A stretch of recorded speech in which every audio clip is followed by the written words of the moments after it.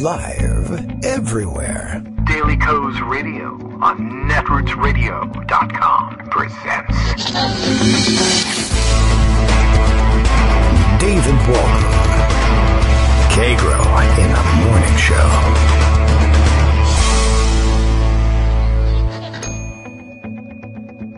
Now, here's David Waldman. Hey, good morning, everybody. It's Tuesday, May 14th, 2019. I believe it's 2019. It feels that way. Okay, I'm pretty exhausted. It's getting near the end of the school year. This is pretty much knocking me out, knocking the kids out. AP exam schedules in full effect. Kids going in early. It leaves me ready, ostensibly ready for the show. That is to say, with kids out of the way and out the door much earlier. But apparently that just provides me with more opportunity to get drowsy and want to fall asleep. So it's tough to get these shows started. There's plenty to catch up on, however. Lots to do, lots to read, and lots of events happening. Not all of them make a great deal of sense. Not a great deal of them are welcome developments. That's true. But we'll make our way through the stack of material. One of these days we got to arrange, see what, we'll find out what Armando's schedule is like. There's lots happening on the Supreme Court front as well. And now that I think about it, that's something I think that I noted in passing but didn't put aside for discussion later on. Oh, look at this. I just picked up on, I guess Armando's got a thread going right now. We'll have to take a peek at what that might be about. But I picked up earlier on, as many of you did, some discussion from Justice Breyer warning people pretty much everything we have been busy warning you about the reality of a partisan Supreme Court and what they might do with their partisan majority. And if I recall correctly, it was Irene Carmon who alerted me to it, and so maybe I can sort of scroll back in my own feed and find this thing. But there was a decision that wasn't widely discussed yesterday and was something of a esoteric topic, but there we are, a long-standing, I think, precedent overturned yesterday. And so Irene Carmon's retweet of Chris Geidner's tweet on the subject was what caught my attention. Irene noting that this was a message from known hysteric Stephen Breyer, tongue-in-cheek, of course. Chris Geidner was the one reporting on Justice Breyer's warning this morning. That's a nice rhyme. Of course, it was yesterday morning, so I'm going to destroy the meter on that one.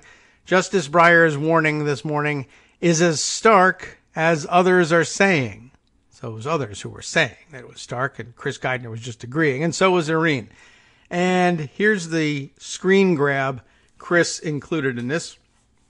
And it starts right up at the top here. We'll discuss this whole page here. Legal stability. It's a nice thing. Legal stability allows lawyers to give clients sound advice and allows ordinary citizens to plan their lives. Each time the court overrules a case, the court produces increased uncertainty. You can see how that would happen, right? To overrule a sound decision like Hall, and that's the case, I guess, that they're overruling in this case, which I don't even really know exactly what it was about. But this dicta, very important to note nonetheless. To overrule a sound decision like Hall is to encourage litigants to seek to overrule other cases. That's got to be true, right? It is to make it more difficult for lawyers to refrain from challenging settled law. And it is to cause the public to become increasingly uncertain about which cases the court will overrule and which cases are here to stay. I understand that judges, including justices of this court, may decide cases wrongly. I also understand that later appointed judges may come to believe that earlier appointed judges made just such an error. And I understand that because opportunities to correct old errors are rare, judges may be tempted to seize every opportunity to overrule cases they believe to have been wrongly decided. But the law can retain the necessary stability only if this court resists that temptation, overruling prior precedent only when the circumstances demand it. Well, what kind of circumstances might demand it? Well, he goes on to address some of that. It is one thing to overrule a case when it defies practical workability, when related principles of law have so far developed as to have left the old rule no more than a remnant of abandoned doctrine, or when facts have so changed or come to be seen so differently as to have robbed the old rule of significant application or justification. These all quotes from Casey, and I guess offered up at that point for departing from precedent I assume in Roe v. Wade, if it's the Casey that I'm thinking of, as we mentioned yesterday. It is far more dangerous to overrule a decision only because 5 members of a later court come to agree with earlier dissenters on a difficult legal question. Or worse, I would warn you, if 5 justices on a current court simply agree, whether with dissent laid out earlier or not, that they want the law to be otherwise. He doesn't go quite so far as to mention all of that. But it is far more dangerous to overrule a decision only because 5 members of a later court come to agree with earlier dissenters on a difficult legal question. The majority has surrendered to the temptation to overrule Hall, even though it is a well-reasoned decision that has caused no serious practical problems in the 4 decades since we decided it. Today's decision can only cause one to wonder which cases the court will overrule next. I respectfully dissent.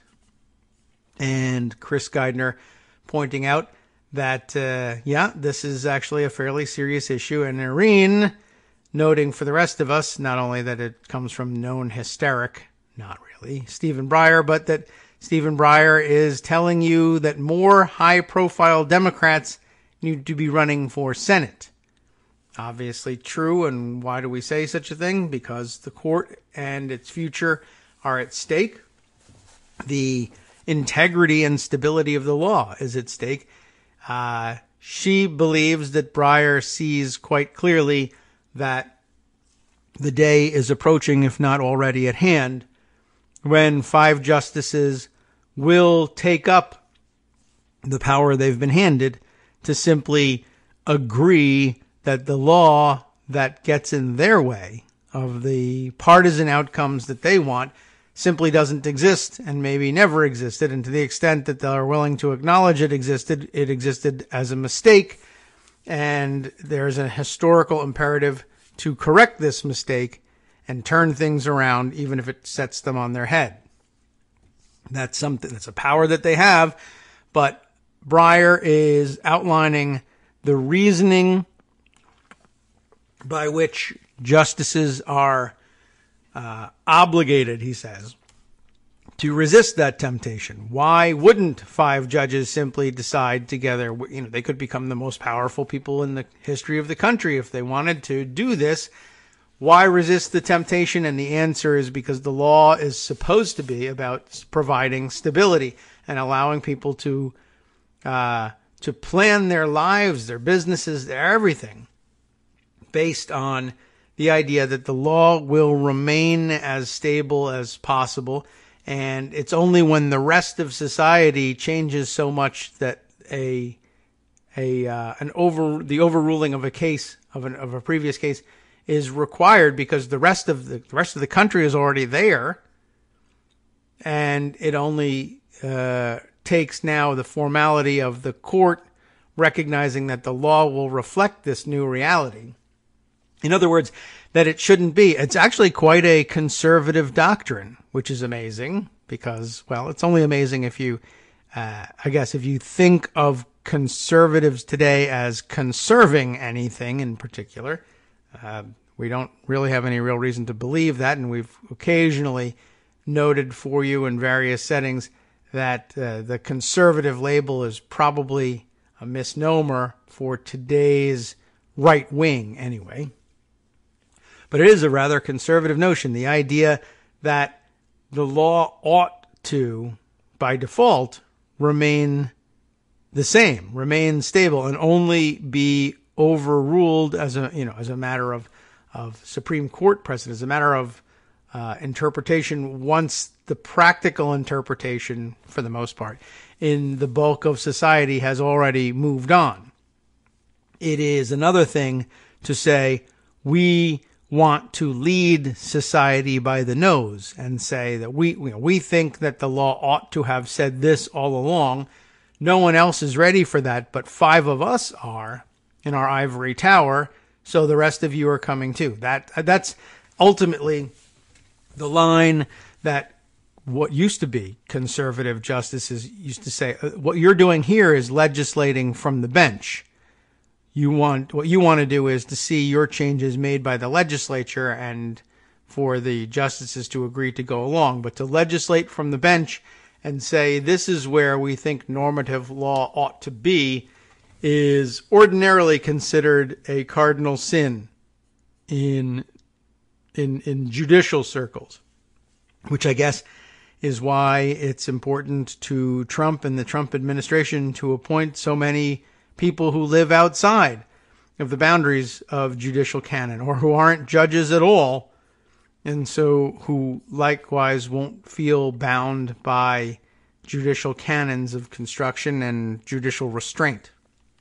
Anyway, I think that's about as important a segment as we could possibly start off with. The only other thing that might have contended for leadoff story is the ongoing trade war, which appears to be spiraling out of control. And,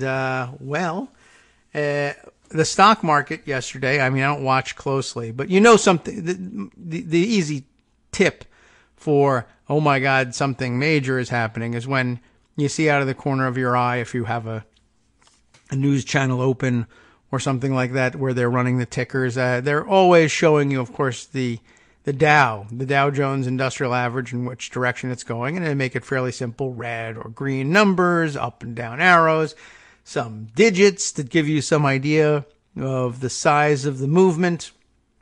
Well, not usually the size of the movement, but the amount of the movement. When they switch over to the size of the movement that you realize something serious is going on. When they start talking to you about the movement of the Dow in terms of a percentage, the percentage of gain or loss, something serious is going on. And I think we were doing like 2 or 3% yesterday. Pretty major downtrend over the last couple of days based on the very ridiculous trade war that's going on. And of course, I suppose the lack of confidence among those in the market in a president who just doesn't seem to understand or want to understand what tariffs are and how they work. I did see earlier this morning Greg Sargent complaining that we ought to stop saying, really honestly, I'm about fed up with the movement to tell people what they have to stop saying, quite honestly, but we'll throw that in the mix too. Greg Sargent saying we should all stop. Let me see if I can find this one. Stop saying that Trump doesn't understand how tariffs work because it's all part of his gigantic plan to do something. That is to say that, I guess really to lay down the basis of a lie that he intends to tell his base during the upcoming election. Let me see if I can scroll back and find this thing. I'm not certain how old it is, but he was saying that essentially, we ought to stop saying that he doesn't understand how tariffs work and instead say he's lying about how tariffs work, and that he intends to lie to his base about what things are actually happening and what the advantages of them are. Here it is. It's from almost a full day ago. Please stop saying Trump doesn't understand how tariffs work. When Trump says China pays us in tariffs, he's lying. It's not just that he doesn't understand it. He's lying. He's staking his reelection on this lie. The lie is that he's taking money from China and giving it to his voters. He's got a whole new piece that explains it, but I think that I'm guessing that we understand the basic premise of it now. I mean, I get the point. That's true. But I also, I think his lie is facilitated by, I think he actually doesn't understand, despite the fact that it's actually quite simple to explain how tariffs work.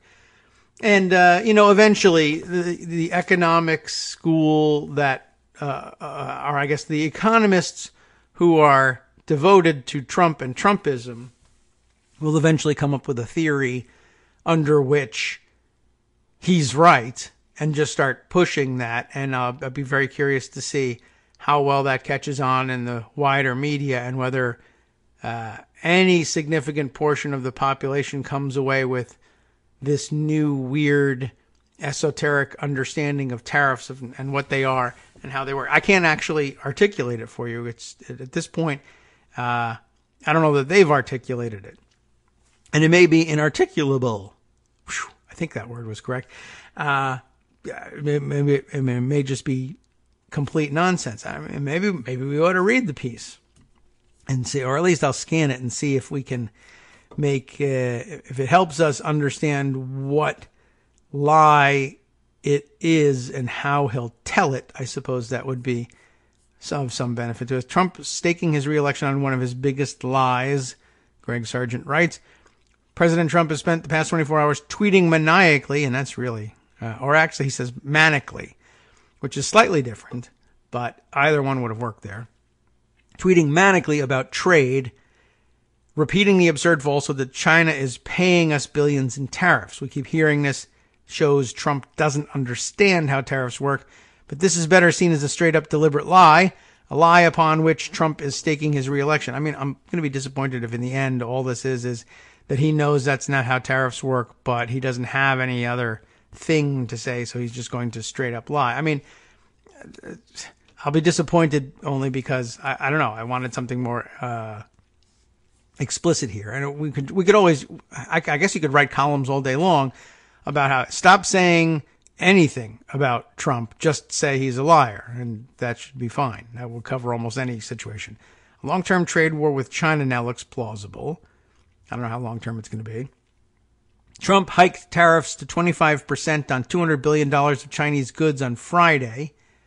Monday morning, China announced it will retaliate with new tariffs on $60 billion in U.S. goods. If this does continue, Trump's lie about China paying us billions in tariffs will become ever more imperative for him. That's why it's such a big deal that Fox News' Chris Wallace debunked this falsehood by getting economic advisor Larry Kudlow to admit that China is not paying the tariffs. In fact, that they amount to a tax on U.S. consumers. So far, this is the standard argument, in fact, against Trump's interpretation of tariffs. But this lie is not a mere superficial sign of Trump's failure to understand how trade works. Rather, it is becoming central to the political strategy he'll employ if we see protracted trade hostilities. Okay, I'm still with you here. Trump is in a jam on trade is the next section. Trump's trade war has put him in a jam. Revamping trade with China was a central campaign promise, but if Trump agrees to a deal that doesn't win real concessions, and I'm certain that he will, that will reveal his agenda of toughness as hollow. No crap. Particularly if those concessions do not appear worth the pain that the tariff wars have already imposed on farmers in the very region that's crucial to his reelection. So the New York Times reports that Trump is now hoping to flip the political calculus. No deal, followed by still more tariffs, will allow Trump to proclaim he's being tough on China. Incredibly, the Times reports that Trump apparently believes this will be a political winner, even if increased tariffs impose still more economic pain. Anything's possible with Trump supporters. How is it possible? Enter Trump's lie. The new convoluted story he's telling is basically that the money we take, quote unquote, take from China in tariffs will be given to farmers in exchange for their products, which we will then export to other countries that need them. It's unclear how this would work, but Trump is set to approve another round of financial aid to farmers hit by his trade war. Basically, the claim will be that continued tariffs are a good thing. Trump is in effect taking money from China and giving it to his voters. So far, by the way, at least with the first round of Chinese tariffs, a lot of that money was going to China via Smithfield Foods. But okay, this time will totally be different somehow. There are 3 possible resolutions here, as the Post's Heather Long explains, and I despair of reading this because they're probably all based on telling the truth about stuff, which we just spent the first half of the article explaining is not a realistic expectation of the Trump administration. But okay, 3 possible resolutions. We could end up with no deal and a full-blown trade war. We could end up with a bad deal. U.S. companies don't get improved access to expanding Chinese markets and many tariffs remain. Or we could get a good deal, an end to unfair Chinese trade practices, access to Chinese markets, and real enforcement mechanisms. I guess I would throw out here that you could have, you can always have, figure out how many possibilities you want, and then add twice the number. I would multiply by 2, because you can always have one of those things, but lie and say it's not that thing. Does that make sense to you? Right? Okay. We could end up with a bad deal where, we could end up with no deal and a full-blown trade war.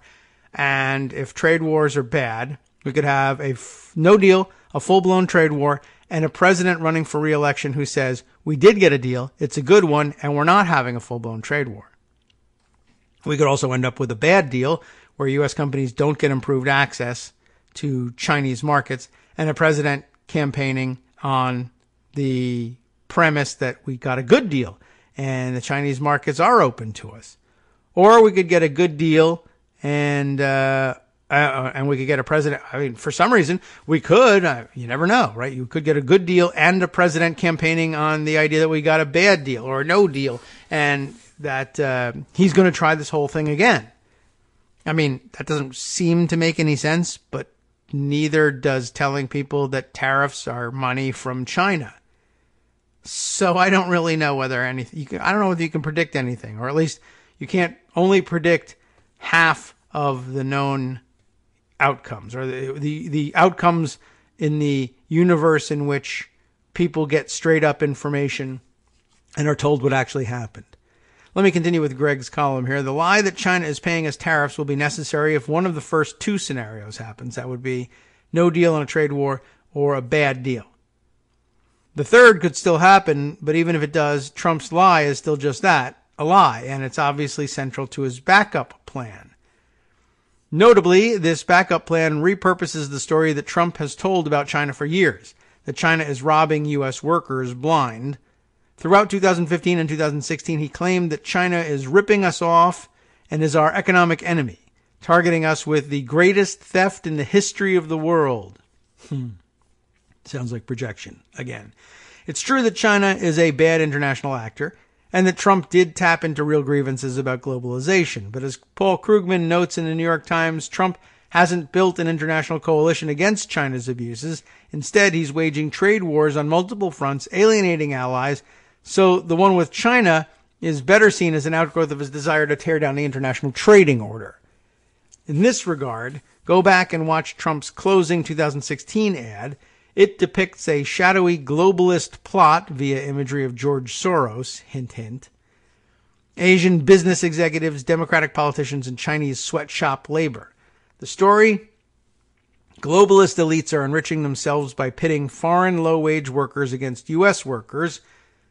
The better answer to this story is the progressive trade agenda, he adds parenthetically, which include international wage and labor standards and real investments in displaced workers. However, we move on. Some observers look at Trump's trade wars and still manage to see hints of his supposed economic populism, in which Trump vowed to defy GOP economic orthodoxy.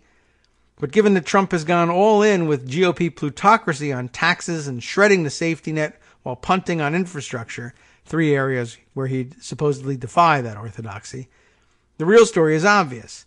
Trump's, quote, economic populism remains operative only in areas that satisfy his xenophobic nationalist impulse to exaggeratedly attack other countries as enemies hell-bent on fleecing us, immigration and trade. Indeed, it's no accident that Trump also vowed to make Mexico pay for his border wall, to punish Mexico for sending us their outcasts and pitting them against U.S. workers, similar to his claim about China. Central to this whole tale has always been the idea that Trump will take back for U.S. workers what his alliance of elites and foreign workers is stealing from them. He will take back what is rightfully theirs. Given all this, failure on China could be catastrophic for Trump, so he's just swapping in a new story. He's making China pay restitution to Americans it has ripped off for so long by forcing it to pay us in tariffs. Okay. I get it. I understand his articulation of the point. I'm not convinced that this means that he doesn't understand tariffs. I think I've ended up in pretty much the same place. I just think that Trump has made a deal with himself to say whatever he feels people will require him to say in order to get reelected. I don't think that there's any evidence in here that he understands tariffs. I mean, it may be the case that he's lying as well. I'm sure it is. I don't see how it could be otherwise. But, to admonish me to say, don't say he doesn't understand tariffs. I don't understand why we can't say he's stupid and a liar. He's unfit to be in the position and a liar. He's unfit to the position because of what a liar he is, but he's also just not smart enough a person to do this job, and he never will be, and I don't think the two things are incompatible, and I don't think that they necessarily need to be separated. Okay, so I haven't been convinced, and that has been the first segment of today's show. Moving on after this. Hi, everybody. It's me, David. Let's change things up from the old fundraising pitch for just a minute and talk instead about how you can be a part of our show. If you've got a smartphone or any other electronic recording device, why not sit down and record a segment for us? Read us an important article and give us your take. Read one of your own original essays, or even just give us your commentary on something you'd like to share that's important to you. Then send the file to me at kagrox@gmail.com, and I'll try and work it into the show. Short segments, a few minutes in length, are easiest to fit in. And of course, I can't always guarantee that I'll be able to play everything, but if you've ever shouted at your radio or TV about something you wish was being covered, here's your chance to change that. Make the show your own. Send your submissions to me at kagrox@gmail.com.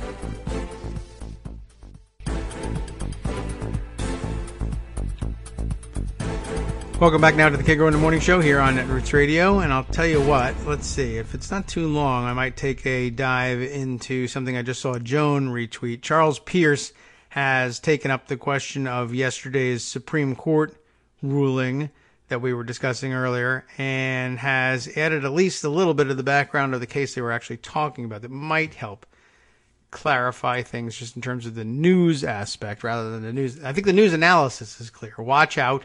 Precedent sucks, according to conservative justices, and they're going to get rid of it whenever they need to. Just as they got rid of, the filibuster on Supreme Court justices, as dumb as an idea as it might have been to believe that leaving that filibuster ability in place in 2013 was going to be a lasting agreement. Similarly, apparently, precedent can be thrown aside just as easily. The Supreme Court just threw the concept of precedent down on the floor and danced on it, is the way he puts it in his headline. You can expect this principle will extend to Roe v. Wade someday soon, although copy editors alert, I don't know, Charles, do you do your own headlines? You wrote Roe v. Wade, which is kind of funny and might even be true, but it's actually the case name is Roe, and you know that, and it's a slip of the fingers / the rhetorical tongue, I guess, in putting that in there. Anyway, as this term runs down, he begins, we can expect the Supreme Court to start letting decisions fly to all points on the compass. And remember what's going on as the term winds down. They're conferencing these cases over and over again and not announcing whether or not they're going to take them up and decide them either in this session or the next, and they look to be delaying certain things until either election year or after, possibly. So they're really, it's very clear that they're signaling that they're setting up an agenda of some kind, whether it's for the election year or not. They are strategizing about the timing that's best for them in taking these cases up, and at the same time setting themselves up to cast aside precedent that they don't like, that they disagree with. So as this term runs down, we can expect the Supreme Court to start letting decisions fly to all points of the compass.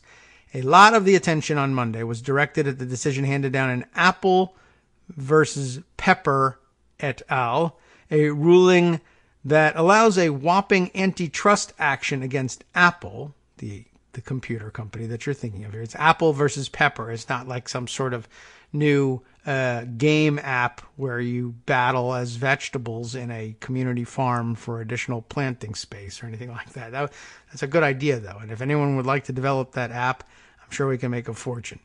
But it was, in fact, a ruling that allows a whopping antitrust action against Apple to go forward. Apple's stock took a conspicuous dive after the ruling, which rather got lost in the noise of the whole Dow Jones, the entire thing, turning into the skid. The case must the case got most of the attention because Justice Brett Kavanaugh sided with the court's 4 liberal judges to allow the court to rule 5-4 against Apple.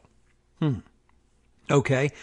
The theory of the lawsuit is that Apple's 30% commission charge to app developers is often passed on to consumers, like tariffs. Or actually, tariffs aren't. Actually, I shouldn't have said that. I guess maybe that's what Trump thinks about tariffs. Tariffs begin and end with the consumer. It's not so much that they're passed on. And by the way, I guess that answers another question. Just to divert things a little bit, I had the comment from Ricky, our Canuckistani in PEI, chiming in this morning. I don't understand where Trump thinks the money comes from in tariffs. If they don't buy the goods, that would be us. They don't pay the tariffs. That's true. To connect it back to where I just was in this story from Charles Pierce, I think that if Trump truly doesn't understand things, I think it may be that Trump thinks that China pays the tariff as a toll to get its goods in the door. That if you have $100 worth of goods that you're bringing from China to sell in the U.S. markets, like there's a Chinese person with a bag over his shoulder, I guess walking out of the ocean. I don't know how this would work exactly. And onto American shores with a bag of, Trump would no doubt imagine rice, let's say, would be in the bag. I've got $100 worth of rice. It doesn't mean we have to indulge in this. It's $100 worth of electronics. But in order to keep the example simple for Mr. Trump, he's got $100 worth of rice that he's walking onto the shores of the United States with. I assume the bag is waterproof. Otherwise, the rice is ruined. Any number of things can go wrong with this scenario. $100 worth of Chinese goods. And he gets to the door to America, or at least the door to its market. And they say, hold on, Mr. Chinese person, or as Trump might say, hold on there, Mr. Chinaman. You can't bring your $100 of goods in here to sell for $100 because that's not the way the economy works. But not that I don't understand that. So you can't bring your $100 worth of goods in here without paying our toll, a 10% tariff. You need to pay us $10, and then you can enter the market and sell your $100 worth of rice.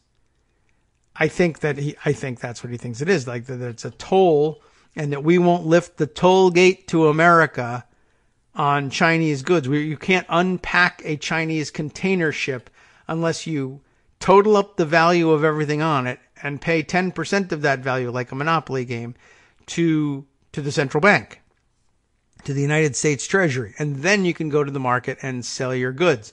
And it is, in fact, instead, of course, as we come to understand it, that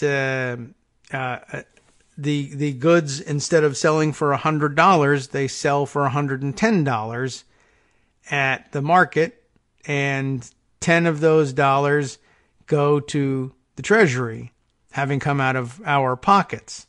But, at some level, I'm not certain that he's entirely wrong with the mechanics of things, because, of course, it's not necessarily the case. I suppose I don't actually, I don't understand how tariffs work on a mechanical level, like who's responsible for levying them and taking the fees. And I suppose, what exactly happens if you come to the market with $100 worth of goods?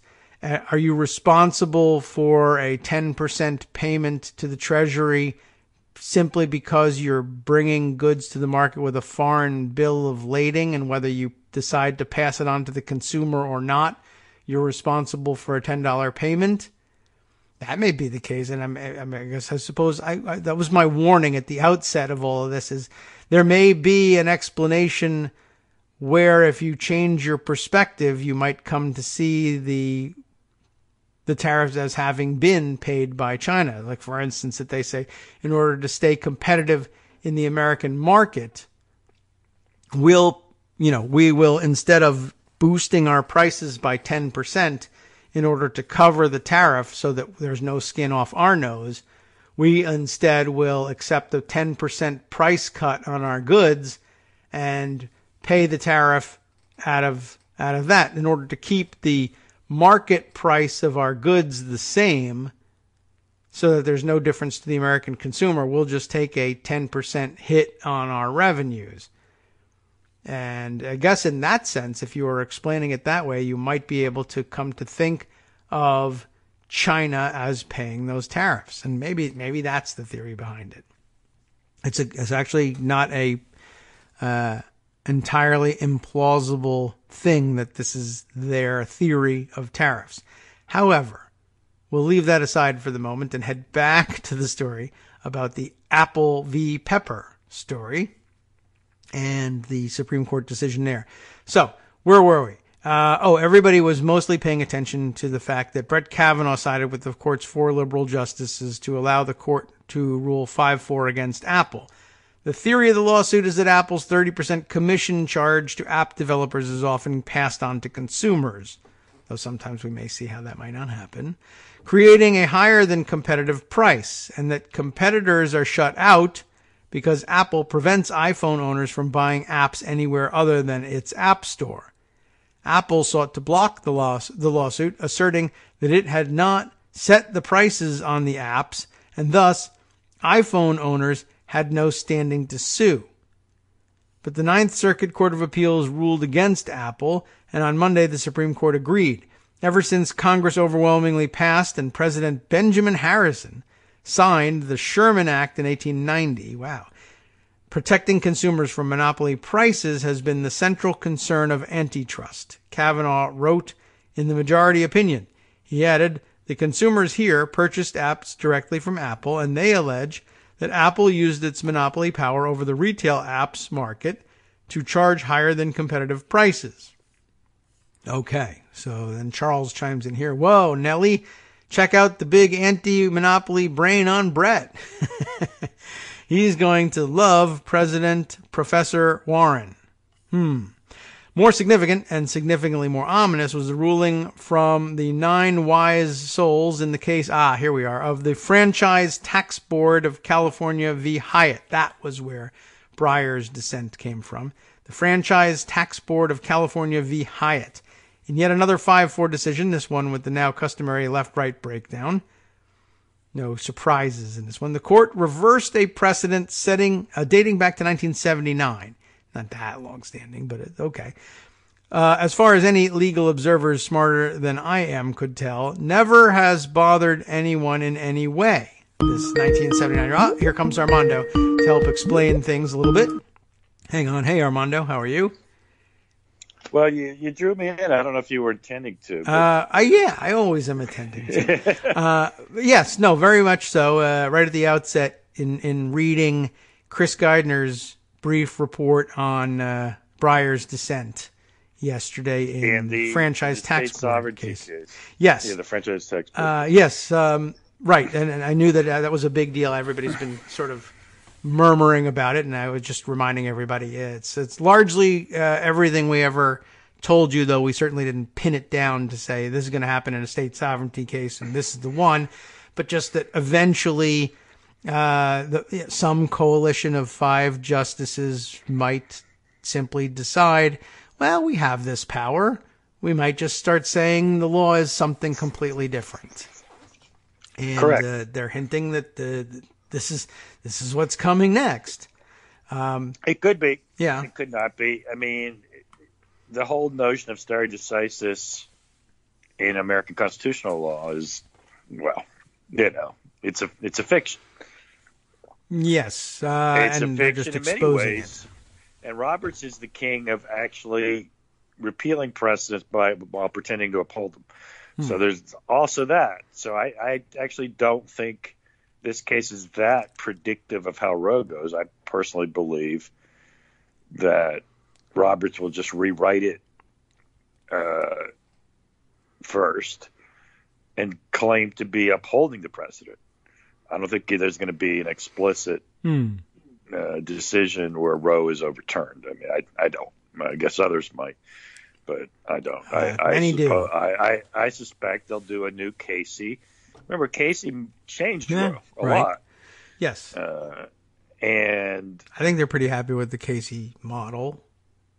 Right, and he'll just change it some more. Yeah, I mean, as opposed to just overturning it. Right. Right. So I don't actually. I think Breyer's dissent is interesting in that sense, but I don't think it's actually a predictive model of how Roe gets attacked. Okay. I don't think these. I think these.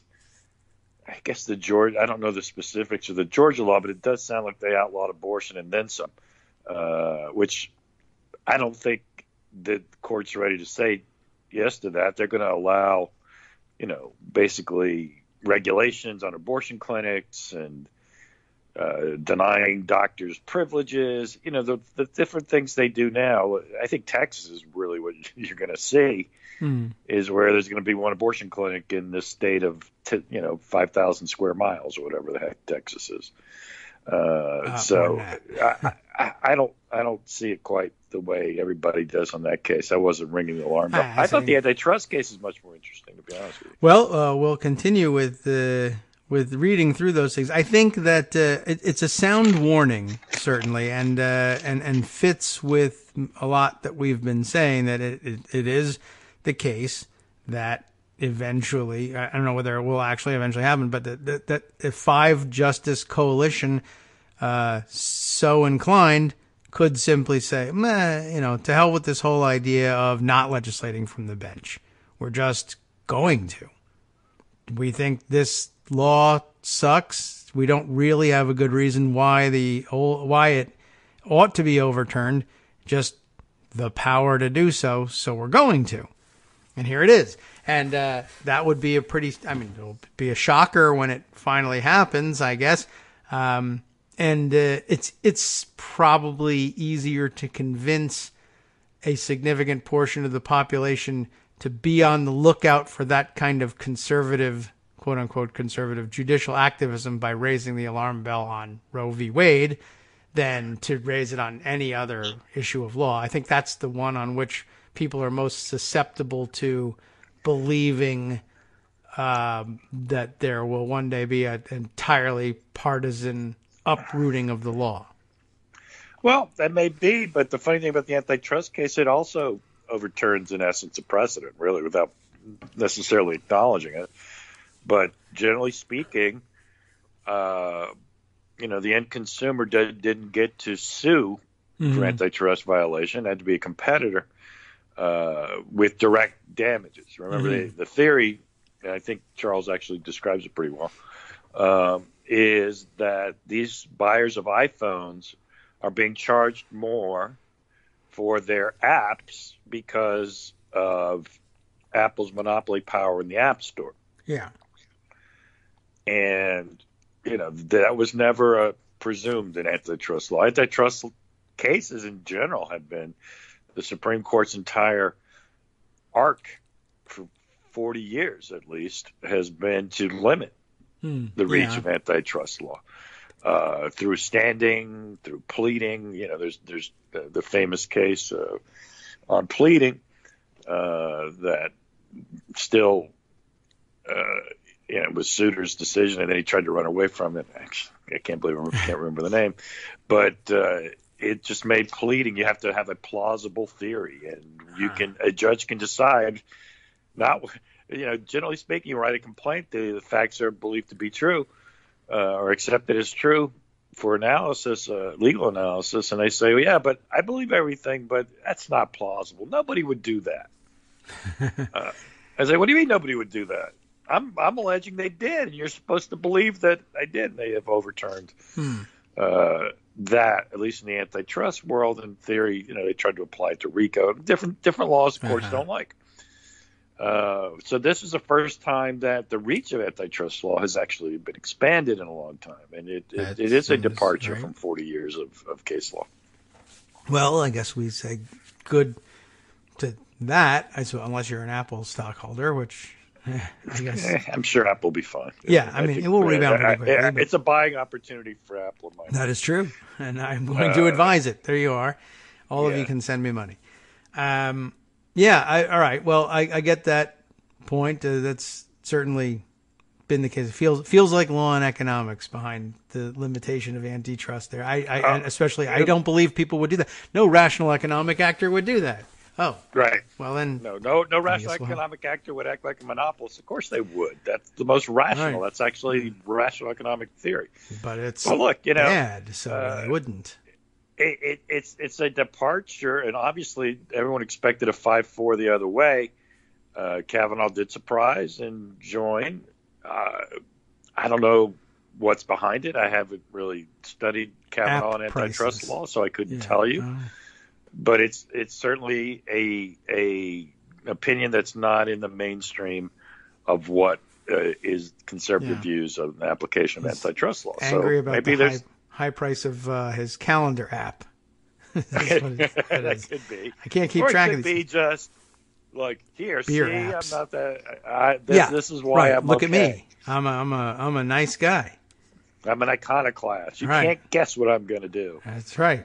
Just lock yourself in a room with me and see if I surprise you.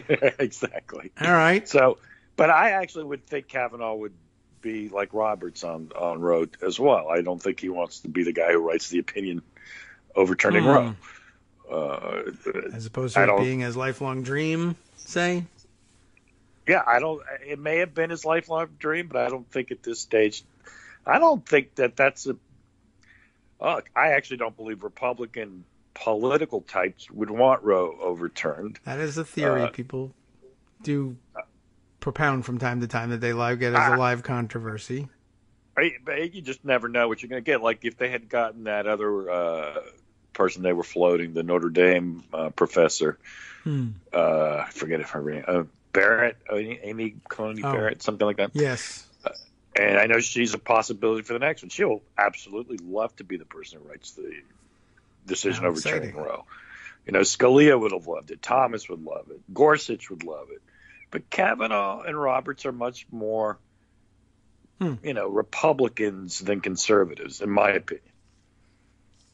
Could be, yeah. All right. Well, that's another of the theories that's out there. It'll be very interesting to see if they don't take this opportunity to overturn and instead severely limit in some other way, building on Casey, to severely limit access to abortion and allow states to do that.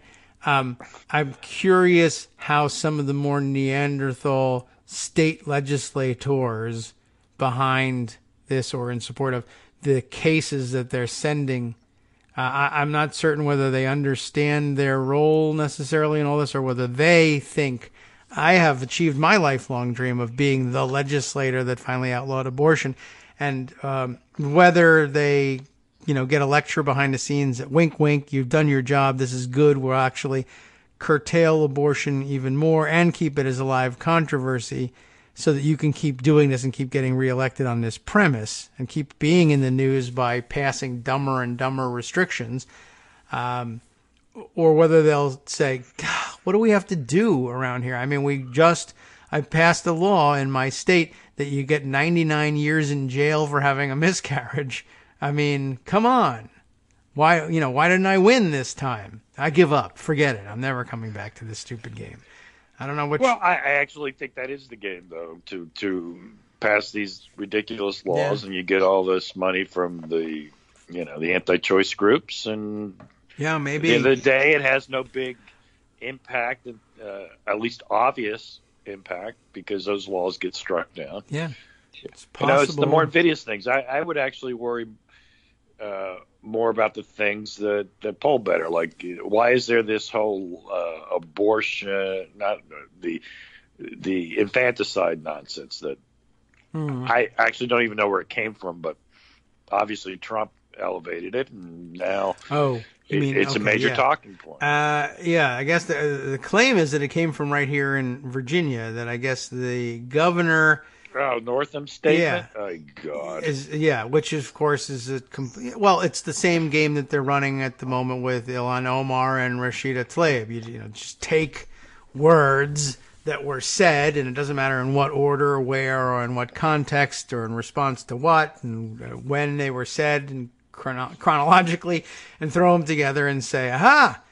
He, truly believes that we should force all mothers to give birth without oxygen on Mars and explode their babies. I can't believe it. It's outrageous. And even as Trump says in the rallies where he says, can you believe this stuff? I mean, it's hard to believe. Who believes this here? He actually says that. Like, who believes this? Like he's not sure if they believe it. Yeah, no one believes it. We don't know. We can't hear you. I don't even know if they believe it. I just think they like saying it. It's just part of the drumbeat. But it goes to where you can see where the court has gone in the past. The so-called partial birth abortion and late-term abortion cases. And now, leave it to the states. And, of course, now there's a federal law prohibiting late-term abortion. Right, except in the states. With the health of the mothers involved or something. And that's where they nibble away at it. They're just going to make it more difficult for people to get abortions and I think that's the part that is where the real substantive attacks are. Symbolically, will there be attacks on Roe, and then, sure, with these laws, and then there'll be cases, and it'll go to the Supreme Court, and they'll do a case, and they'll write some new stuff and allow more restrictions. But I don't think, at least in the short term, that Roberts and Kavanaugh would take that step. I don't think, but who knows? We always have to be on guard against it, obviously. But let me just tell you, though, I think sometimes we play a little bit of a trap, because if they don't, then it was the people who supported these judges, the Jeff Rosens and Neil Katyals of the world, are going to say, see, I told you he wasn't crazy. Yeah, that's entirely possible, too, and you'll have to be on the lookout for That's why I don't actually like playing they're going to overturn Roe game. I think they do it without overtly overturning Roe. They do it covertly, and then they make a big splash about how they didn't overturn Roe, and then that's how they get their way. And then Neil Katyal pats himself on the back for supporting Brett Kavanaugh. I guess there's a bit of a cottage industry there too. And so like we were, I want to just bring it back to a story we were discussing yesterday.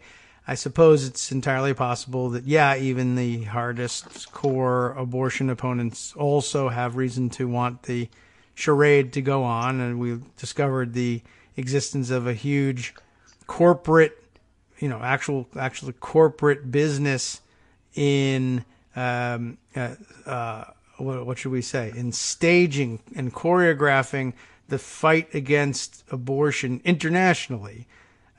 Here in Canada and Ireland and other places where they're having fights over the legality of abortion, that there's an entire international corporate structure involved in supporting supposedly campus activists and providing them with placards and visual aids, very harrowing and triggering visual aids that get them attention on TV and from passersby when they're making their protests, and that they're financed by, again, interlocking LLCs to try to hide the origin of the money, and they just pass funding around from LLC to LLC, but you can untangle the whole thing because large batches of the LLCs are often divided up by region,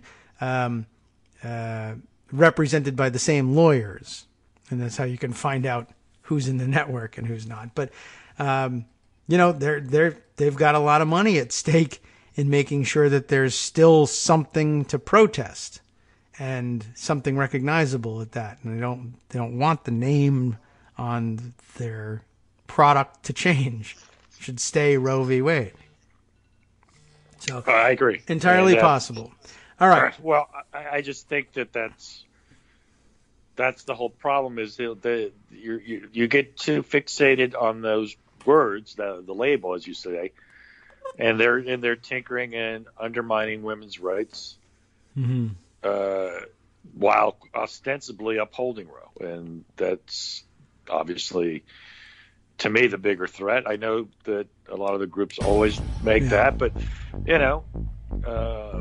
Breyer wrote that dissent, and people took it for, what they thought it meant. But I can show you 50 dissents like that. True. Where people talk about it that way. Well, we will continue the discussion after a 1-minute break and pick up on some of the comments that have come in on this segment and take a look at the rest of Charles Pierce's discussion of it, and can get back to the antitrust portion of that right after this. Hang on. I actually read the Mueller report when I went to. All right, well, let me welcome everyone back to the Kagro in the Morning Show here on Netroots Radio. You finally read the full Mueller report? Okay. Well, not all of it yet, but I read the parts that most interested me. Oh, so okay. Well, that's good. I still need to catch up on that. I have a big beef with Robert Mueller. Well, all right. We can probably make room to discuss that. Write yourself a note there. Okay. Let me see. I'll continue with the Esquire write-up from Charles Pierce. That'll bring us a little bit back to the Apple case, which Michael Musson also commenting. I'm not sure I understood this. Don't understand the Apple ruling at all. Since when do conservatives want stronger antitrust laws? And I guess the answer is only Kavanaugh does, since yesterday. And maybe not really, but he might have felt like he could have.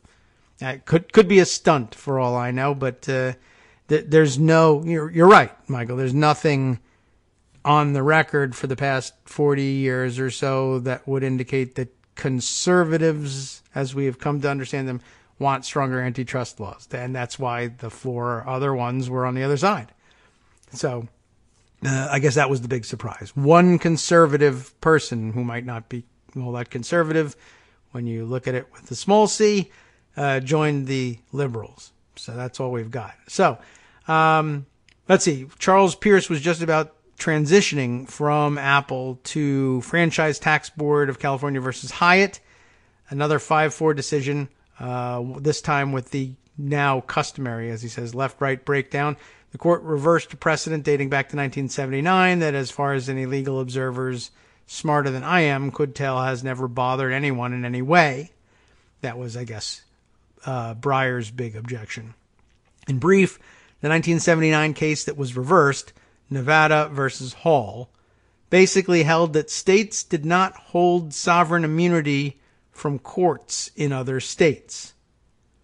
The invaluable SCOTUS blog has the facts of the case, which on Monday was coming before the Supreme Court for the 3rd time. And here is their excerpt. The case arises from allegations that Gilbert Hyatt evaded California taxes by falsely claiming to have moved to Nevada. After the Franchise Tax Board of California concluded that Hyatt owed millions in unpaid taxes, Hyatt, a citizen of Nevada, sued the board in Nevada court, alleging fraud and other torts. That litigation began in 1998. Eventually, Hyatt won a trial judgment of almost $500 million. Wow. Through a complex series of appeals, including 2 trips to the U.S. Supreme Court, have reduced that figure to about $100,000 plus the possibility of costs. Now, Pierce again, but as should be obvious, the court's ruling in this case is far less important than what the court actually did in its majority opinion. It threw the doctrine of stare decisis down on the floor and danced a tarantella across it. It's all being figurative, of course. I don't know what they danced. Scott Lemieux does a good job untangling the bad faith hocus pocus by which the court arrived at its decision. And that's linked in here. As I noted, this was a stubborn case, but its ruling had bothered nobody for 40 years. In less than 20 minutes, Justice Clarence Thomas read the precedent out of the law books. Justice Stephen Breyer, on the other hand, can see a church by daylight. And that was pretty much the same excerpt that we read, beginning with it's one thing to overrule a case when it defies practical workability or when related principles of law have so far developed as to have left the old rule no more than a remnant of abandoned doctrine. All of this and down to today's decision can only cause one to wonder which cases the court will overrule next. Pierce just concluding here, so do I, and so I'm guessing do women in Alabama, Georgia, and Ohio. And that is the end of the piece. Yeah, I see he ties it to abortion. I actually think the decision itself is more defensible than people want to give credit for in this sense. You see where he says where the development of related legal doctrine has so far advanced that it's no longer workable? Yeah. Well, since the Hall case, Alden was decided. This was also in the era of the Prince case, all the different state sovereignty cases. And think about what you just said at the beginning, which is Hall did not bar a state from being sued in a court in a different state. But I couldn't sue a state in federal court in a different state. Okay. So the logic that Thomas will argue for is, hey, there's a state has its individual sovereignty, and that's true in federal court, and that's also true in a different state court. Yeah. So there is, I'm just applying the logic of our sovereign immunity cases, the 11th Amendment cases, which, by the way, everyone, if you ever get a chance, be a textualist and read the 11th Amendment and tell me where it says you can't sue a state. It's right there. I don't know. It's not there. It's completely made up. Everybody knows something. Yeah, well, it's Thomas for made you. Up. You're a textualist. They made it up. I can't sue a state in its own court. How can that be? That's not. Yeah, I don't think most people would believe that was. It was made up. Yeah, the judicial. In case you've never read it, the judicial power of the United States shall not be construed to extend to any suit in law or equity commenced or prosecuted against one of the United States by citizens of another state or by citizens or subjects of any foreign state. Okay, another or foreign. So I can't sue you. Or any state. And then why not just say you can't sue? Why doesn't it just say you cannot sue states? Yeah, that would cover it. Why doesn't the amendment say that? By the way, it's in a reaction to a previous Supreme Court opinion that had said, yes, of course you can sue state and federal court. We're supreme. And nobody liked it, so they passed the 11th Amendment. But they passed what you just read. I can't sue you in federal court. Right. That's what it said. And then state sovereignty took over. Now you can't sue them in state court in the same state. And now, logically, if you're going to agree, so then you can't sue me in a different state in state court. Yeah. So then the logical uptake is that Thomas has rewritten the 11th Amendment and said you can't sue a state. Period. He rewrote the 11th Amendment. Well, it's He's shorter. a textualist. Yeah, it had to fit in Twitter. The amendment didn't fit in Twitter. We shortened it. You can't sue states. It doesn't say that, but that's what I typed in. Yeah, all right. Well, Can't sue states. Of course, there's it's that very workaround. Thomas. The way we sue states now, and they've kept this fiction, is you name the person and you seek an injunction. And that's how you get to sue a state in federal or state court, by just asking for injunctive relief against the governor or, whoever the functionary is in the state government.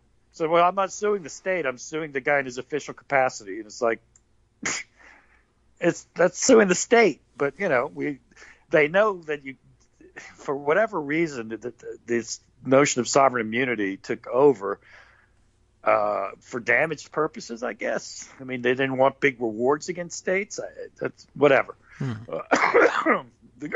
But you still sue states. Everybody sues states. The government of the United States is immune from suit unless it specifically is provided for under the under congressional action on a sovereignty doctrine. But of course, you can sue the president of the United States in his official capacity, and you can sue the State Department. You can sue whoever in their official capacity and get them to stop doing stuff or to make them do stuff. And you can only sue them for damages in those instances where Congress has said, okay, you can sue us. Yes. But well, that makes it simple. There's no principle. There's no nothing in the Supreme Court. It's just politics. Yeah. Well, we're learning that, means. And Breyer is agreeing after a fashion. I thought it was interesting that Breyer chose to write that dissent there, and that's why I think people jumped to warning about other precedents, i.e., and wherever we worry about precedents, we talk about Roe, and that's where all the stories ended up being about.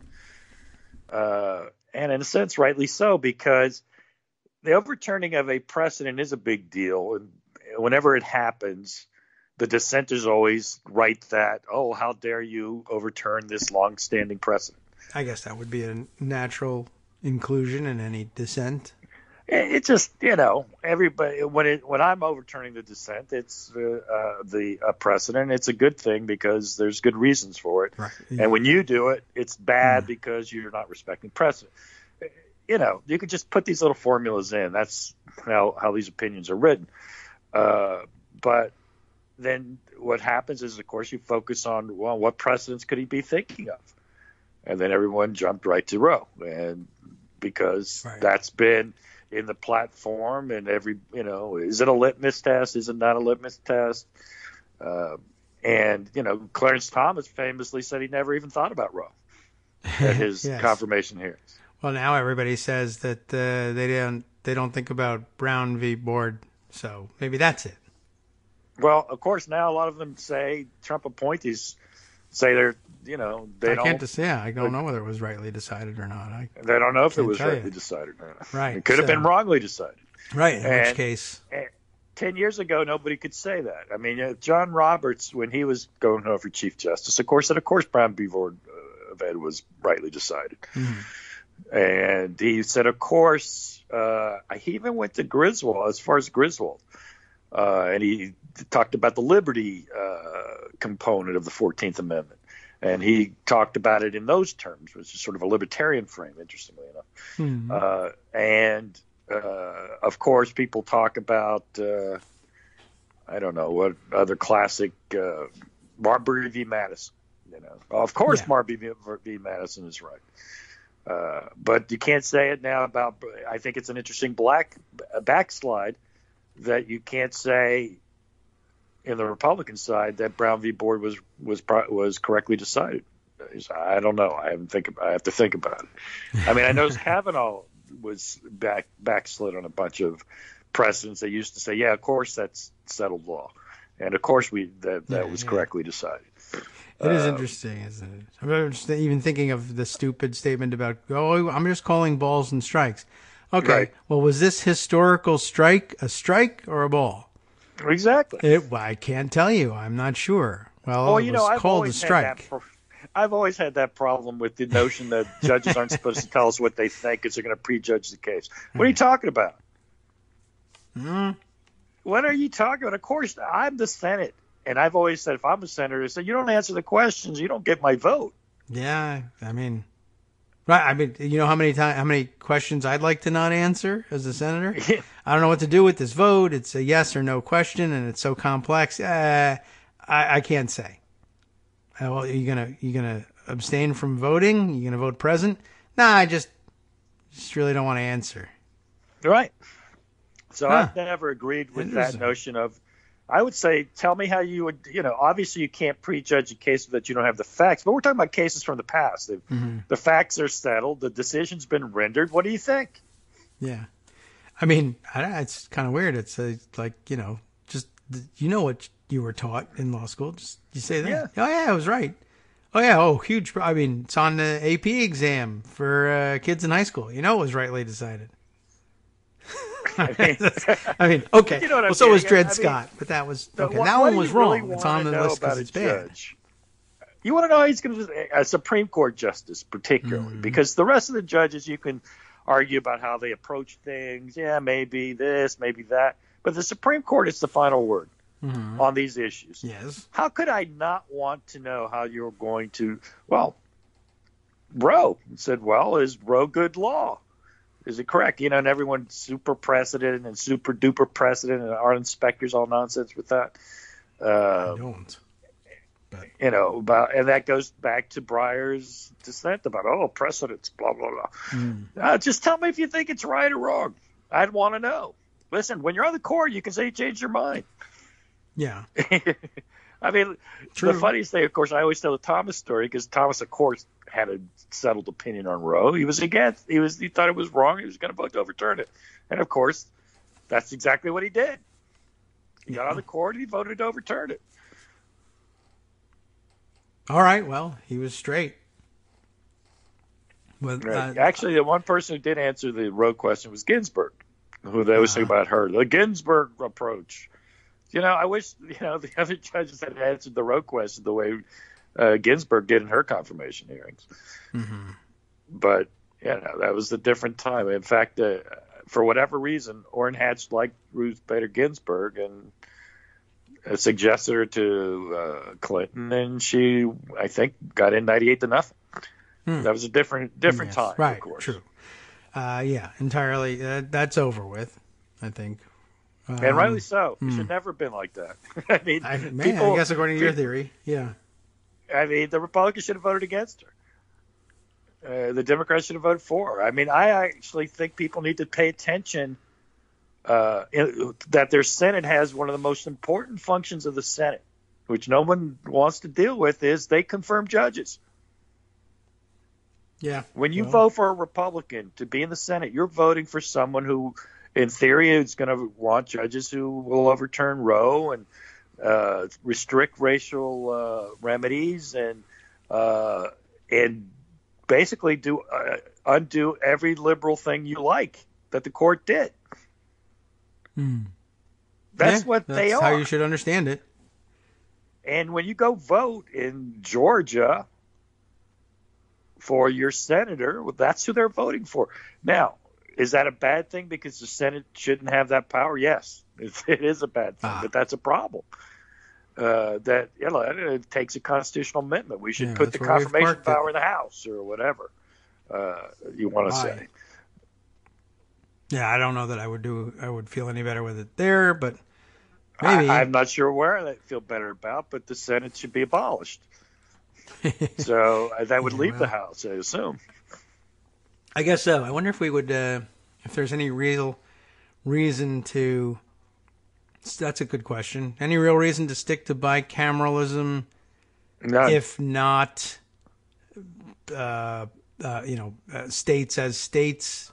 If that's not the reason, if they were both elected by segments of the population, would you want a bicameral legislature just as a break against insanity? Or is that just not really a thing that you can prevent anymore? No, I don't know about the insanity. I mean, you got to deal with all of it, but there is, first of all, just as a real function, the federal government is supreme, and the notion that they created this system, the founders did, because big state, large state, whatever the justification was at the time, It was a different country, and the federal government didn't do everything, and the states were very jealous of their powers. And now what you've turned into is creating an anti-democratic institution. I'm sure that I could muster good defenses if I thought it was in my political interest for why it should be that way. One of my favorites was the supposed, I think it's apocryphal argument that George Washington said that the Senate is the cooling place where the heat of the House is cooled. That's widely accepted. All right, I could make that argument. I really wouldn't believe it, but I could make it for political reasons. It's like the Electoral College. I guess if it was favorable to my political point of view, I could try to find arguments for it. Yeah, but there's no sound argument. It's a good thing to bring up now. It actually facilitates a whole different discussion. I mean, we were all raised on the notion that, as stupid and esoteric and outmoded as the Electoral College was, we were all told, well, there was also this other motivation out there of keep crazy people out. Right. Well, okay. So that's a big flop. That didn't work very well at all. It didn't work. And you really, I don't know whether it's a hindsight thing or not. You should have been able to tell that wasn't going to happen as soon as you realized that states were locking their electors in to that it's against the law to be a faithless elector. I go even further. I mean, that would have, and states don't have to have presidential elections. I think people always forget this. They're all upset about California requiring tax return release to be on the ballot, right? Oh, yes, right. Okay. Well, some people. The Constitution says you'll have to be 35, and that's it. It's like, let me read to you from the Constitution then about the Electoral College. Yeah. States pick who their electors are. Yeah. It doesn't say the people of a state pick it. That's true. You have any option for how to select your electors. And let me go back a step for you. Before the passage of the amendment that made election of senators a direct election, state legislatures picked senators. Yes. Right. The famous Abraham Lincoln versus Stephen Douglas race, it wasn't. They weren't on any ballots. Nobody voted for them. Douglas became the senator from Illinois because the Democrats won the state legislature in Illinois in that election. And everyone said it was a referendum on who would be the next senator. Fine. So someone could say, well, that's also a referendum on who's going to be the next president. Yeah. I mean, I guess it is in the most technical sense, and you could certainly do it. I don't know if any states' populations would stand for it now because of what we've gotten used to, but yeah, they could pick any method, I suppose. Well, norms are made to be broken, as Donald Trump says. There is no requirement that there be an election by a state to choose its electors to the Electoral College. Yeah.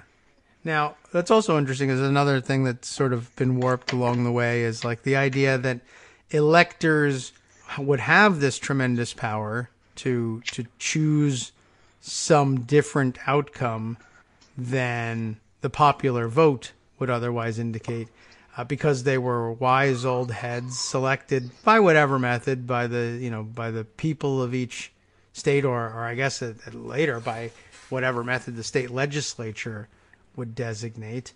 But in addition to locking them in one by one and making it illegal to be a faithless elector, because they were locked in, it made less and less difference who the electors were. And electors became, instead of, widely known and widely trusted wise old heads in each state, they just were party functionaries who were rewarded with this ceremonial office by virtue of the fact that we know you're locked in, so it doesn't matter whether you're an idiot or corrupt or don't know anything about anything. You're not there to make any decisions or weigh any evidence. You're there to cast this vote that law says you have to cast. So, sure, it can be the biggest moron who gave you money. No doubt. And so, I mean, Yeah.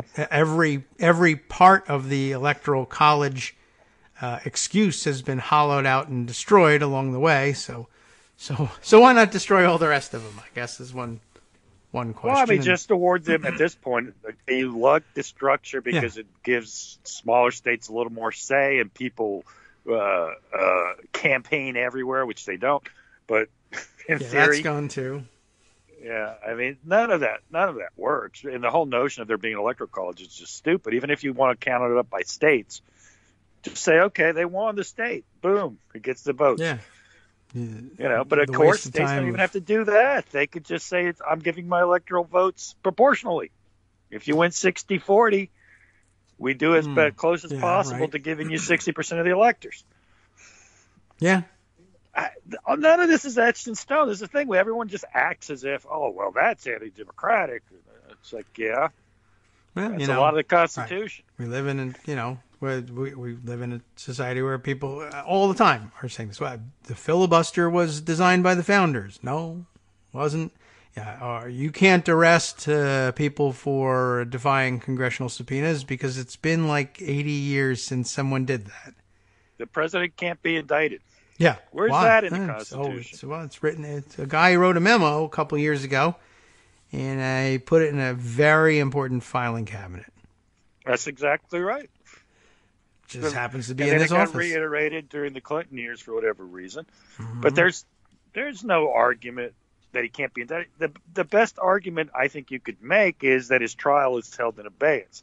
Now, again, everything goes back to the Romans, and of course, when a Roman consul, who was there were two of them, and they were the heads, and all the magistrates couldn't be prosecuted while they held office.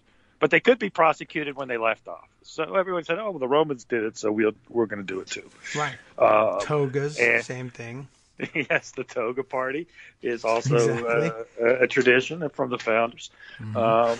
But, yeah. They did sometimes have their portraits painted in togas. It's all etched in there. It's not. Yeah. Well, that's very true. Yeah. Now, all right. I mean, I think we've pretty much... I think we've done what we need to do on this one.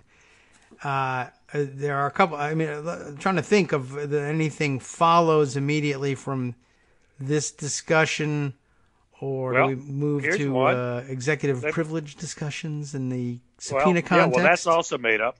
Okay, true. That's also made up. But I was thinking of something else that was made up. Yeah. Okay. Which is the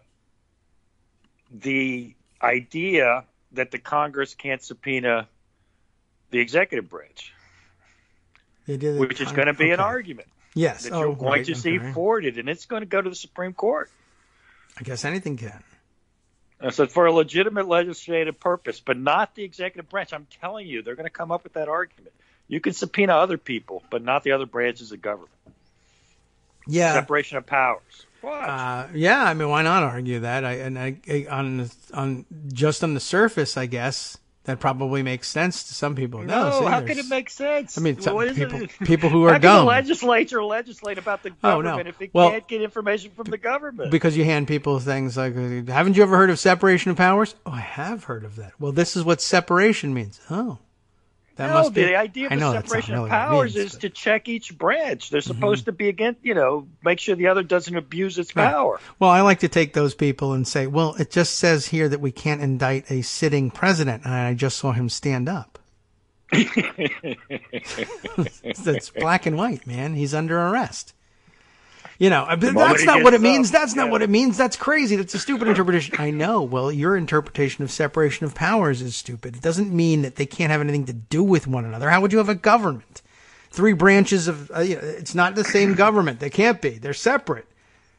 This one's French, maybe. I don't know. This other branch is Canadian. They can't be the same government. They're separate. No, that's not what it means. But, listen, the Federalist papers are actually pretty clear on the idea of the checks on each branch will be jealous of its institutional power. As we know, et cetera. The Federalist papers are fake news because the sources are anonymous. That's true. Donald Trump. Okay, so he's rewritten everything. All right, we're going to take our last break. come back and discuss yet more on this and other subjects. See whether we can stomach continuing with this stupid interpretation of things. But get ready for it. That's the main point. They will make those arguments. Hi, it's me, David Waldman, your host for Kagro in the Morning, with a brand new interruption to say thanks to all of you who support the show. Remember when I told you that our average monthly donation was about $7, for which you were getting 2 great hours of news and entertainment 5 days a week, and how that came out to about 70 cents an hour? That's a pretty good deal, except it's wrong. The math actually works out closer to 17 cents an hour. It is hard to beat a deal like that, and even harder to send your kids to college on. Thankfully, Patreon.com makes it easy to make that work. Patreon, Patreon.com, is the simple, secure way to make recurring monthly contributions to support our show.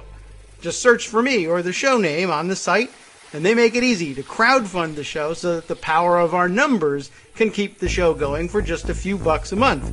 Once again, thanks so much for all your support.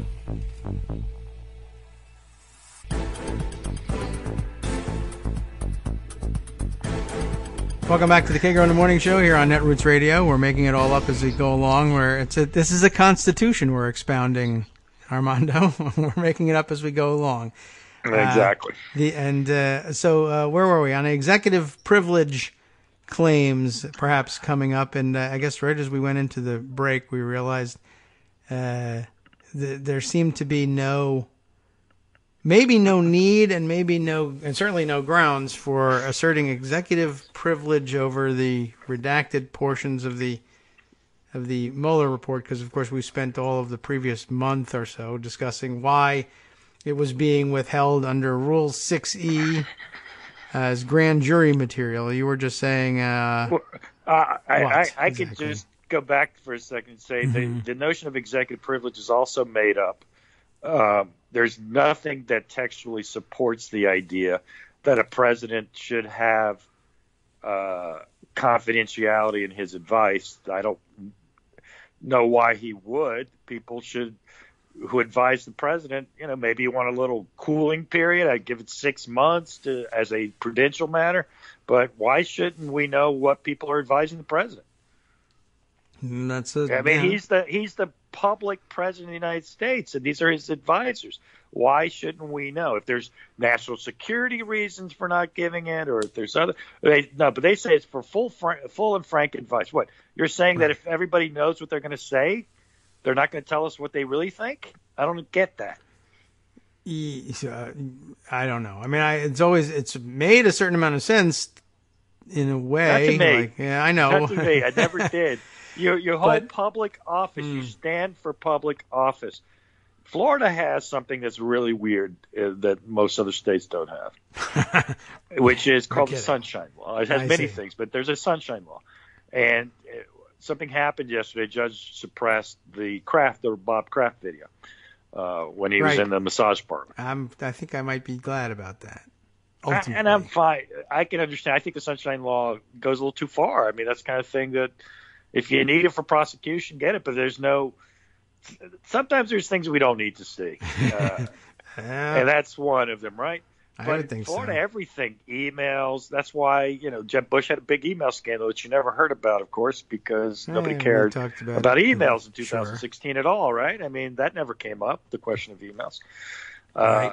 But he was trying to hide emails because all his emails, including from his advisors, is considered public, and under the Sunshine Law needs to be shown. For some reason, governors are able to do their thing and not in Florida, and they govern, and there is no full and frank advice shortage that we know of.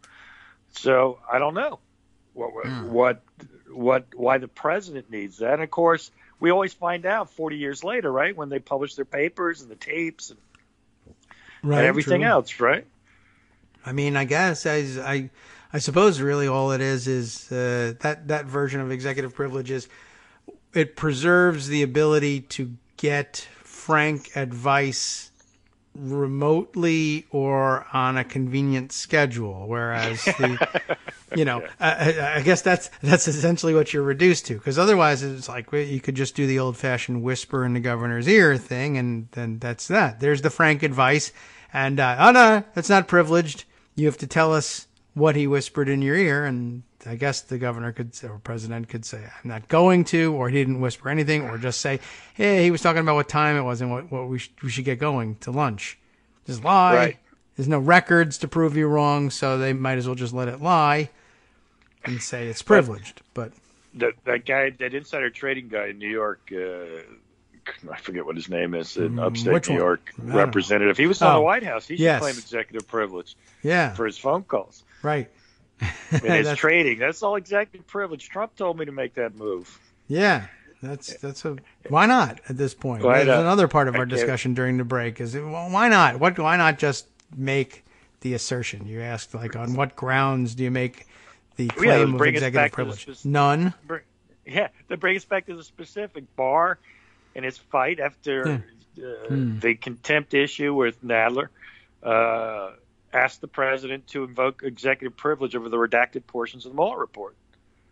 And there's no basis for a claim of executive privilege. There was no full and frank discussion with the president there. This was the materials that was presented to a grand jury. Yeah, there's no discussion of them at all.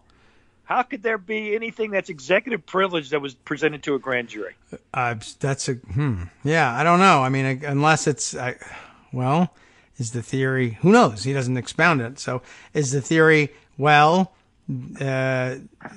we take a detour through the unitary executive and say the Justice Department employees who made this presentation to the grand jury were acting on behalf of the unitary executive.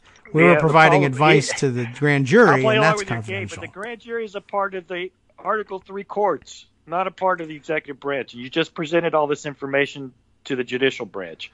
You've waived executive privilege, even if I buy into this cockamamie theory that you're unitary executive. Yeah, the grand jury is why it can't be executive privilege. It can't be both things. It can't be Rule 6E and executive privilege. Yes, probably. I mean, I don't know what they say to that. They just say how can it be both? Well, because here we are. Yes, it's true that at one point we presented it to a grand jury. And I don't know what that tells you about anything, but you're asking for material that's in this report written by an executive branch employee. I'm protecting that. Well, you could go ask the grand jury members to repeat it to you if they remember, but I'm not giving it to you. This is an executive branch report. Well, obviously Rule 6E bars a grand juror from talking about what they heard there. It looks like you're out of luck. Sorry. Again, I wish that wasn't the problem.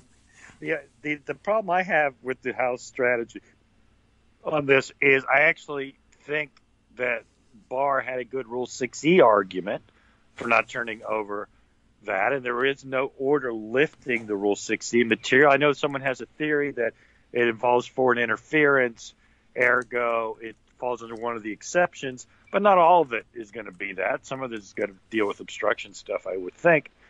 And that means, to me, that I've talked about this incessantly. There's a recent D.C. Circuit opinion that says that a judge doesn't have the discretion to waive the grand jury prohibitions absent an impeachment inquiry. Mm-hmm. And there was finally an article, Greg, I think, shared it with us, Greg Dworkin, that said, hey, but there's legal advantages to invoking an impeachment inquiry. It strengthens the House's hands for getting these materials. I said, no kidding. It also, you know what else it does? It pierces executive privilege. Yeah. It may. I mean, I know. I've said this on this show 50 million times. Yes. I'm going to say it one more time.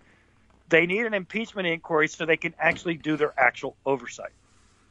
Yeah. I mean, I tend to agree there. There's very little reason to believe that you can't assert an oversight role for the legislature. I guess you could just write that out of their powers if you wanted to just do anything, but they haven't yet bothered to try to do that. And you can't even in typical oversight functions of the Congress, Yes. That's still subject to executive privilege. They still have executive privilege claims. You still have Rule 6E issues. You got to cut through all that, or you're going to be sitting around arguing. I'm not talking about the tax returns. The tax returns is a different issue. The law says what it says, and the judge should decide that in a day. I mean, there's not much more to say. It's not like there's a lot of case law on the point. No one's actually ever challenged that I know of a request for tax returns, right? I don't know. It's not so there's all this that law. often It says what we it ask. says. I mean, there's nothing in the purpose that's, you have to invent this requirement of a legitimate legislative purpose. It says, well, it doesn't really require anything. Just asking for it is enough. And that should be that, says the law. So that's outside of that realm. And obviously nobody's tax returns are executive privilege. They're subject to confidentiality. But they're not confidential from the Congress, from the House Ways and Means Committee, because the Congress passed the law saying they're not. We get to see everybody's tax returns, is what that says. Yes. But on the other issue, I guess to get it back to executive privilege, I'll ask you, have you seen, I've seen a number of people mentioning a lawfare blog piece on, or asking under the title, what is a protective assertion of executive privilege? I guess that's where we are now. I heard that about that, and I still think that's not much of an argument in that it's supposed to give you time to figure out if there is an executive privilege to assert, but there's no time needed, and he's had a month. Yes. But he's been very busy. And he never thought about raising that till now. When he's about to be cited for contempt, he said Rule 6E. And again, I think, to be perfectly blunt, I think the Nadler's put the cart before the horse. He never even went to court to ask for an order from the judge to permit Rule 6E material. Again, everyone says, oh, no, they're getting their legal ducks in a row. And I'm telling you, no, they're not. Because just on this, they didn't get their legal ducks in a row. I don't tweet about it because I don't want to undermine Nadler, but nobody cares. But the Republicans have noticed he didn't get his legal ducks in a row. There is no order that has released the Rule 6E material. No one's gone to court to even ask for it. Yeah, that's problematic. I mean, if Barnes had just said to me, in my view, if he said, look, I can't give you this Rule 6E material. Yes. And stopped right there. I said, the guy's got an argument. Go to court and get the judge to permit him to release it. And that's why you hear the Republicans saying they're holding him in contempt because he won't violate the law. Right. And they're not wrong. Okay. Well, that settles part of it. I know that this was... I mean, to me, they're not wrong because there's not a court order that has... Yeah. Well, I mean, what you mean is that they're not wrong for the time being, and they may be told they're wrong, but the way to make them wrong is for a court to say, yeah, there's a good reason, a legitimate reason, oversight for the Congress to have this material, particularly in the context of either an existing impeachment inquiry or possible, something that could inexorably lead to one. I guess you could argue prospectively we have the power to impeach, therefore we get it. I think that's kind of a stretch. Why not just call it a freaking impeachment inquiry already? Well, and people will see that, you know what, by calling it an impeachment inquiry, the world didn't change. Trump's still president. He hasn't even been impeached. There isn't even an article of impeachment drafted yet. But we're having an impeachment inquiry. So we get to see all this stuff. Yeah. We get that public hearings, and we get to call everybody. Don McGahn, who they let talk to Mueller, they let publish the report, and now they're not letting him testify based on clearly spurious executive privilege grounds, and they would be particularly spurious, and no reason to even discuss if you called it an impeachment inquiry, because the recent D.C. Circuit said, of course, you get to see all these things, and under Rule 6C, and B, even the Department of Justice OLC opinion says that the Congress can defeat a claim of executive privilege in an impeachment inquiry. Mm-hmm. Yeah, I mean, it would be. I think I like your point very much of saying it. Just call it an impeachment hearing, so that you get the chance to say, "See, the world hasn't collapsed." Exactly. Still 31 He's still flavors. President.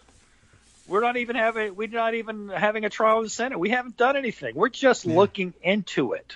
Mm-hmm. I mean, people talk about follow the process. Yeah. That's actually the process. I guess that's true too, right? There's some question about you can only when the evidence is undeniable do you invoke the I word. Why? Well, let's find out if it's undeniable. That's why we're going to do an inquiry. Yeah. Well, whatever standard you believe is appropriate for impeachment, let's open an inquiry and find out if we meet anybody's standard. Let's demythologize that word. And in fact, open it for all these people. Open it for Mnuchin. Open it for Barr. Put it all on the table. Yeah. Congress has powers if they will use them. The House has power if it will use it. But if all they want to do is send out, tweets about constitutional crises and this and that, and basically not move the ball, what's the point? So to me, everyone says, "Oh, she's got a strategy." I don't think she does. Her strategy is to run out the clock. And she being Nancy Pelosi. Yeah. I don't think she wants anything to do with impeachment. I think she's doing everything in her power to avoid it. She likes these contempt citation stuffs because it keeps it away from impeachment. That may be. I can never. She's a little inscrutable when it comes to that. And well, let me ask you, what comes next in the contempt stuff? I mean, if you follow the traditional path, you go to court and waste your time there. Who goes to court?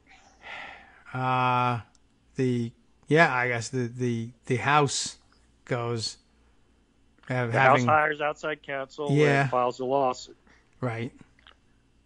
To enforce their contempt citation. Yes. Well, to seek, I guess, to seek mandamus against the DOJ employees that they prosecute. I mean, that's dumb, but I think that's it. Well, then do it. Yeah, well. How come they're not doing that? I don't know. David, you get my frustration. Yes. It's May of 2019. Yes. Now, last week we got an answer to that. We're going to be talking about in May 2020. Yeah. Well, they need to act now.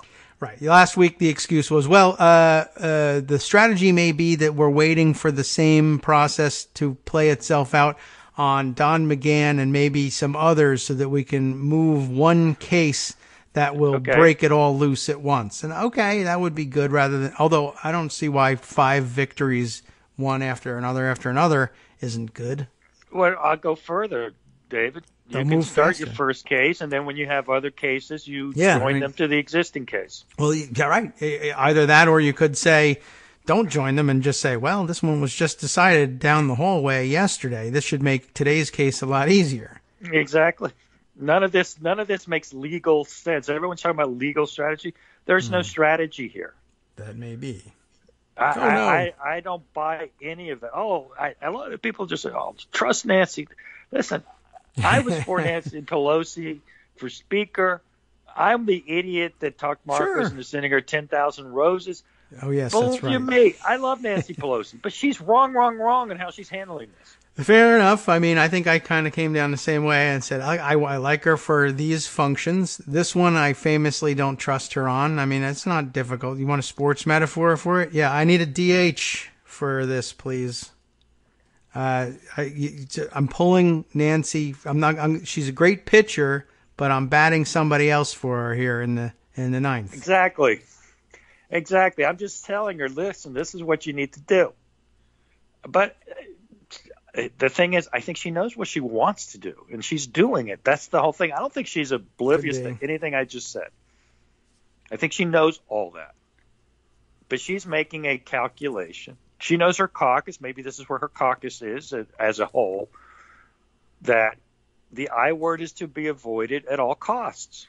Yes, I suppose if you really wanted to defray some responsibility from her, you could say she's up front, so she gets the blame, but that's the job. The caucus is telling her, we don't want this to happen, and you have to be the one to, because I can't hold a press conference. I'm a nobody. I'll tell you what's funny. The people that she's probably most worried about, like a Colin Peterson or some of those older guys, two of them. I know Peterson was one of them, voted to open an impeachment inquiry of Bill Clinton.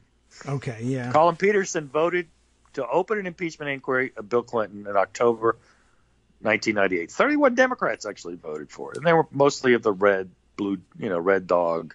I don't know, blue dog, I guess we call them. Yellow dog, whatever the dog yellow, color green, was. blue, right? Gene Taylor, all the old, basically Republicans who were Democrats back then. Yes. And they all voted to open an impeachment inquiry after they got the Starr report. Right. And I said, so I'll go to Colin Peterson and said, you voted to open an impeachment inquiry of Bill Clinton. How could you oppose this one? Well, because my district is red and I'm barely holding on here. It was political then. It's political now.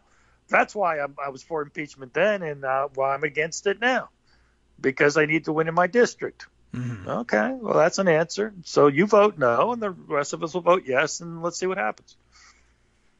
That's the whole point. I think there needs to be, to me, I want an impeachment inquiry so I can find out everything. And I want to see Mueller testify. I want to see McGahn testify on TV. I think it's important politically. I don't know that it always ends up even being in articles of impeachment, though I think it would, because the pressure would be immense to say this is too much. And that's a strategy. This actually takes me to one last point, and I know I commandeered your show, violating your sovereignty. I have asserted no privilege, though. What am I waiting for? Why don't I do this already? Exactly. So the last thing I would say is the other thing I want is Robert Mueller to explain pages 171 to 177 of his report, where he says that Trump Jr., Jared Kushner, and Paul Manafort knew going to that meeting they were getting an offer from the Russian government to help them in the election. Yes. But they didn't do it willfully or with specific intent to violate the statute. I was like, what? That's just complete nonsense. And I would like to hear someone give him a hard time. So wait a second. And by the way, it goes to the no collusion. He actually says there was collusion, but a collusion isn't illegal unless you can prove that they colluded with the specific intent of violating the campaign finance statute. That seems now overly how restrictive. Paul Manafort didn't. Paul Manafort, who's been working in presidential politics for 30 years or 40 years, didn't know that was a violation of campaign finance law. I don't believe that, and I don't believe Mueller believes that either. Yeah, it'd be hard to believe. I could understand believing. The other two just don't know that there is such a law. That's not supposed to be an excuse, I but don't they believe don't. That either. They might. Let me give you evidence of why I don't believe that. Sure. The Trump campaign denied any involvement with the Russians during the entire campaign while this was going on. Don Jr. said it was a blood libel. True. How dare you say that I'm meeting with Russians? As opposed to saying, why? What's the problem with that? Exactly. They didn't go to the collusion is not a crime line till 2017. That's true. Although, I guess there's also the savvy operator and the stupid operator are both alike in knowing that the first thing you say is, that's not true. That's crazy. You're lying. What is he saying again? He's saying I did what? You're lying. You're a liar. Somebody explain what he's telling me. What is he accusing me of? I don't care. So, I guess it's not true. Whatever he says. Yeah. Well, whatever. Everything that guy just said is, BS. I guess. But and I can see how Mueller reaches his first conclusion. There's an email that says, please come to this meeting that is about Russia's help for you. Yeah. All right. I will, because I love help. I even said I love it using those exact words. And then, listen, here's from the report, because I just in brief, the key facts are, this is about the Trump Tower meeting. The key facts are that on June 3rd, 2016, Bob Goldstone emailed Donald Trump Jr. to pass along from Emin and Aris Agalarov a, quote, offer, in quotes, from Russia's crown prosecutor, in quotes, to the Trump campaign, in quotes, of official documents and information that would incriminate Hillary and her dealings with Russia and would be very useful to Don Jr.'s father, close quote. Yes. Now, tell me how they didn't have a specific intent to violate that statute when they went to that meeting. Yeah, I mean, other than, like I say, I throw out off the top of my head, maybe they didn't know that the statute existed. It's impossible to think that's true of Manafort. Unlikely to think that's true of either of the other two. I mean, Don Jr. might be very dumb. Kushner is also very dumb, but he makes a lot of political contributions, so he probably, I know he has some sense that there are restrictions out there. Also, I mean, it kind of feels intuitively wrong to most normal people. Russia bringing us intelligence seems weird. David, just to continue from here, because it's people, this is the most underlooked part of this story, always on collusion. The email described this as, quote, very high level and sensitive information, close quote, that is, quote, part of Russia and its government support to Mr. Trump, helped along by Aris and Emin, close quote. Yes. What do you mean they didn't know? I mean, it doesn't say, I guess what Mueller is looking for is an email Where do that's... you see a criminal case where there is a freaking document like that basically lays it all out? And he's saying there's not sufficient evidence. Yeah, I don't Well, then there's never sufficient evidence. I guess. I mean, unless Mueller's waiting for an email that says, this is part of Russia's government's help for you, which, as you know, as we've discussed, is illegal under this statute. Then, now we've got you. Smoking gun. Well, that's two smoking guns.